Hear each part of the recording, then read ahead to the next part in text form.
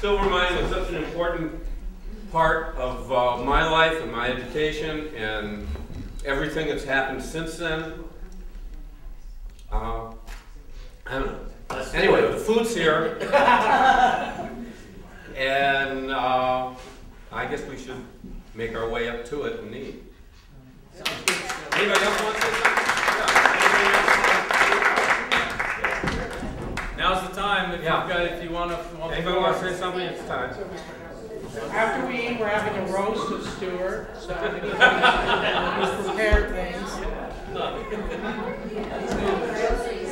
Very briefly before we eat, I'd like to say one quick thing, which I've repeated already a little bit earlier this evening, and that's George Chaplin, who I've visited a couple of times over the last few years, said something about his career after Silvermine. When he went to Trinity and taught there, it was an auxiliary course. It was mostly business students, and so he said that being at Silvermine was a very intense experience for him where everybody's primary focus was on art and being deeply involved in it.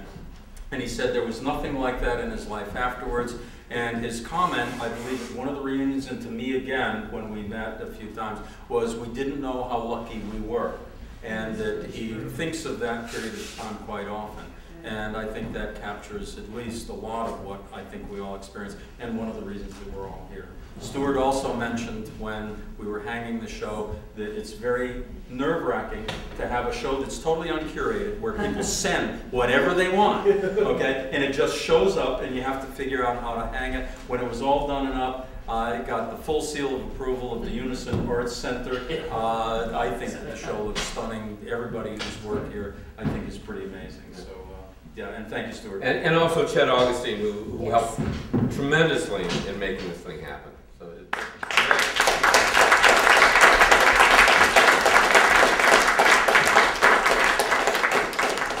Nora Blank sent her work from Vancouver, British Columbia. Beth Shaw sent her work from Germany. You know, Nora Blank still owes her money. Well, this is quite wild. I mean, 40 years later, and to see actually, it's really impressive to see that everybody is still working away in some way, shape, or form. It's amazing seeing everybody here and getting to reacquaint after all this time with everybody here from Silvermine, which was, in fact, one of the most inspiring experiences of my learning life. And you know, and I'm looking at this painting thinking that when I started at Silvermine, I thought I was going to be a realist painter and start doing realist work. Within less than 3 weeks, I was painting just like Jackson Pollock, Willem de Kooning, and you know, and it lost all of that stuff. So it's taken me all this time, how many years later, 40 years later, to kind of get back to the idea of working in a realist form, but there's always that abstract kind of base to it. So I looked through a bunch of art college catalogs in the cardboard box at Art and Design High School, and the one for Silvermine had a picture of a barn, and I was going to high school in the middle of Manhattan. So the idea of doing art in a barn really appealed to me. I wanted to get out of the city. So my mom drove me up. I met Bob Gray, who was very kind, a real gentleman, and I told him that I really didn't have a lot of money, and he said, well, if you work 15 hours a week in the library, I'll cut your tuition in half. So I said, okay. He said, okay. I went home. It was not at all like today, trying to get my daughter into college with your Reach school, your Safe school, your all this other finagling and whatever. But from Silvermine, I learned how to draw, and I hope it shows that I learned how to draw. I was an older student. I had already been to college. I didn't need a degree, and I'd studied art history and wanted to, felt like my last chance as a 21-year-old to explore making art. So I had a friend who had gone, Reese Burka, who had gone to Silvermine, and he recommended it. So I went on a kind of sort of exploratory way and just attended classes. And so for me, the task was to move from the study of art history to the making of art, which was, the school helped me make that transition through the teachers who were fabulous. It was all part of what was going on in the time. In the early 70s is when I was involved, and the culture was opening up like at lightning speed, so it was part of something much, much larger. The kind of experiment, the sense of possibility, the sense of cross-disciplinary exploration, all of that was going on. So it was sort of a moment in time as well as a place. Silvermine was an extraordinary place, and I've taught in many schools since then, and very few have ever matched the whimsical quality of that school. And I don't think it's possible to create a school like that anymore. In fact, I know it's impossible. So it was a very special place, and much to say about it. It will never happen again, but I'm delighted that it did happen. It is wonderful and a rare opportunity, and kudos go to Stewart Bigley for putting this all together. Some of these people I have not seen in 4 decades. And if I were to describe the experience of Silvermine, I would say it was eclectic. The art education was intense and eclectic. There were numerous points of view and ways of approaching art and disciplining yourself.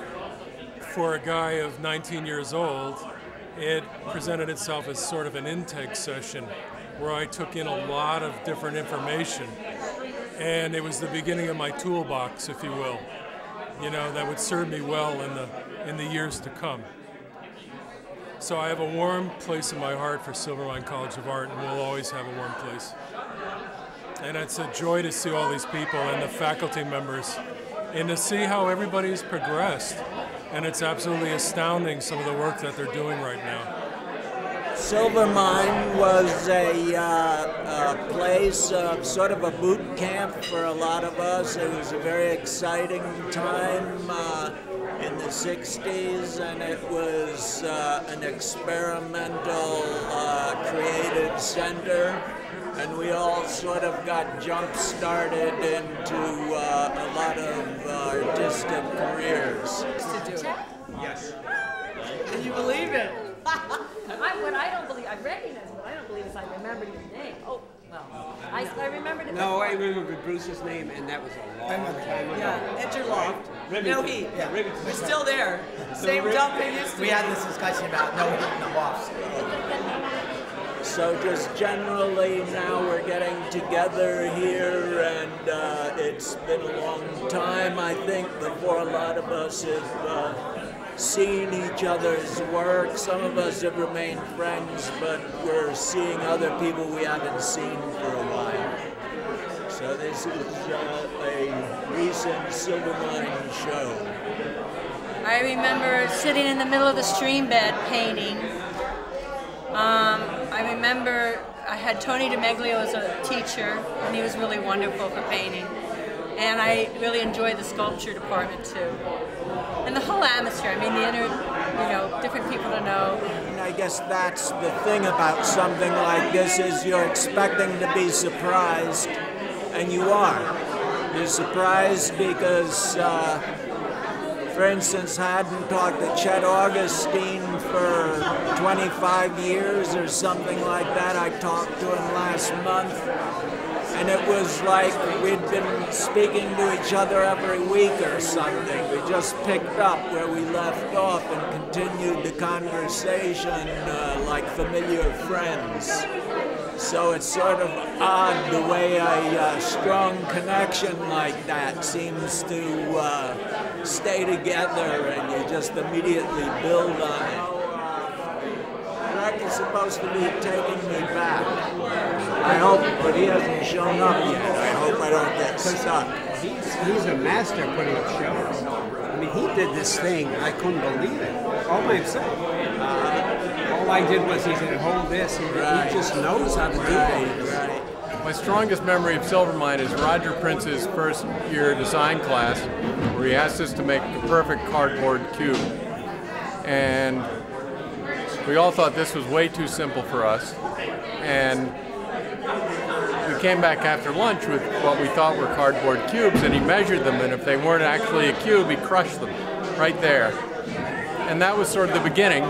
And eventually I ended up as a furniture maker. I taught with Roger after graduate school, and made sculpture, sold sculpture through the 80s, but eventually turned to furniture. And my furniture now incorporates a lot of what I was doing with my sculpture, but it's functional, and I'm finding a better audience for it. I have a horse and I just got another. Do you ride too? No, but I am from Texas. I once did. No, I ride I-95 to my teaching job. I actually went to Silvermine after a disastrous first college experience at Pratt Institute.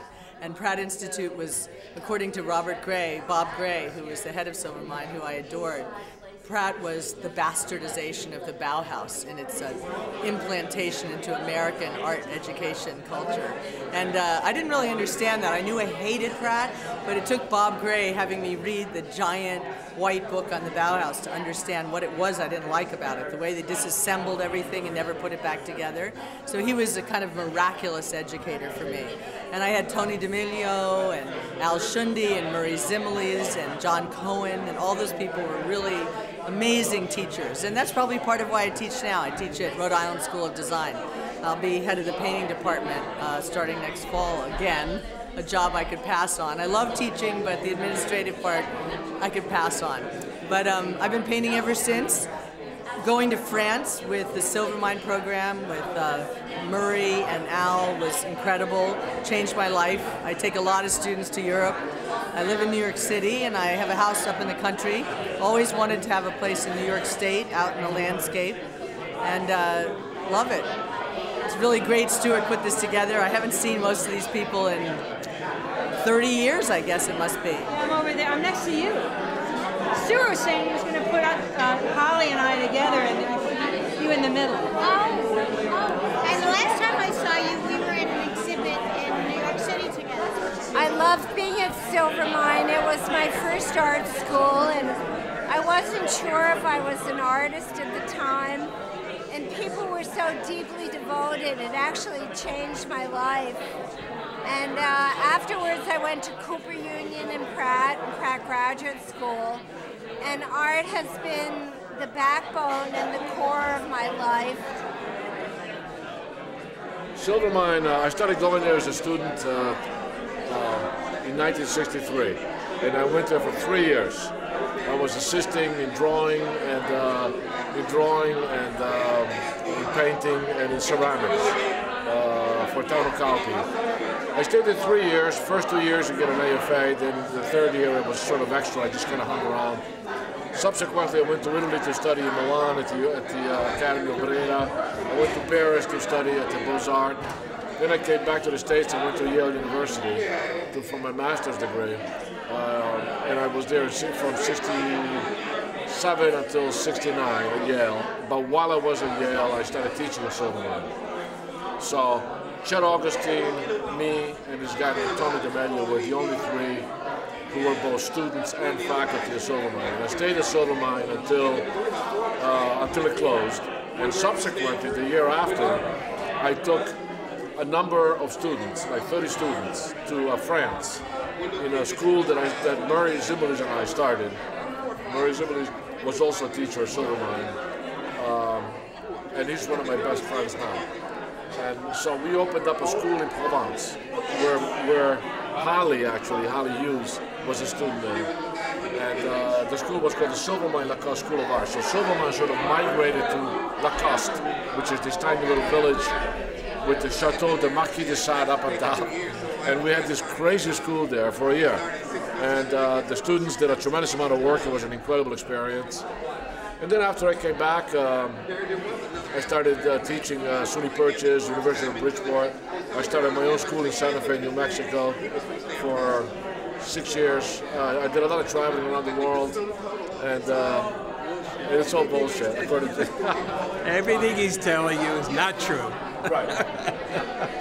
On the other hand, my friend Chet here, whatever he says is either half or twice as much. So we're even in that sense. Right. I'm a blacksmith first, and an artist second, I guess. I've dealt with metal for 40 years, and kind of got turned on to it before I went to Silvermine, but Roger Prince was formative, so was Tono Calpi. I don't know, I just like playing with metal, and I really don't have a whole lot more to say. The lady who did that painting there, she dumped me when I was 19 and went off to Silvermine Art School. I didn't hear from her for 30 years, and now she's dragging me here to come to the show where she's putting up a painting. So that's how I got here.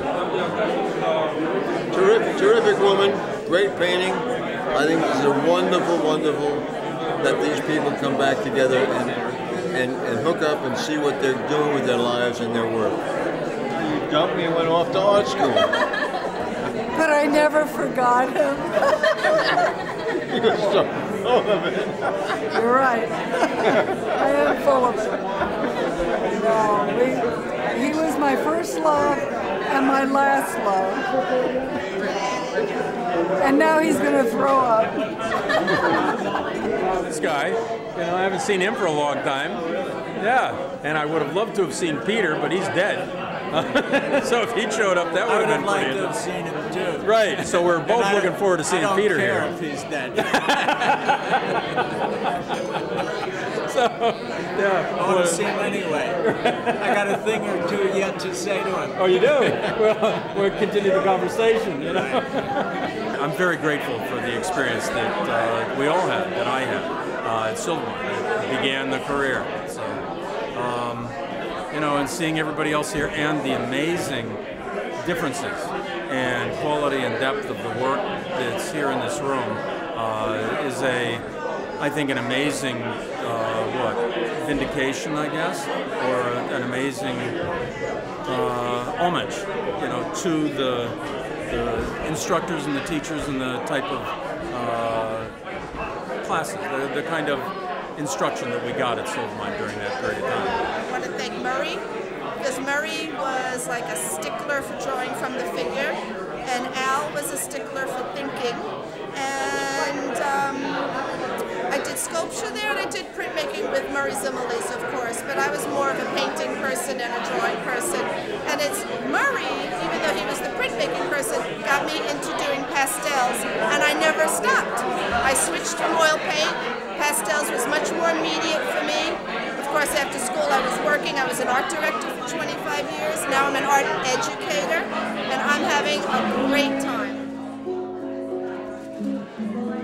I was always an artist, so for me, Silvermine was a continuation rather than like a start. It's good to see a lot of people. Someone mentioned I remain the same, but everyone else has changed. It's really nice, despite the art, to see everybody, because it's been a long time, and there was a lot of good times that went on during that time, and in a way, that means more to me than whatever has gone on after that.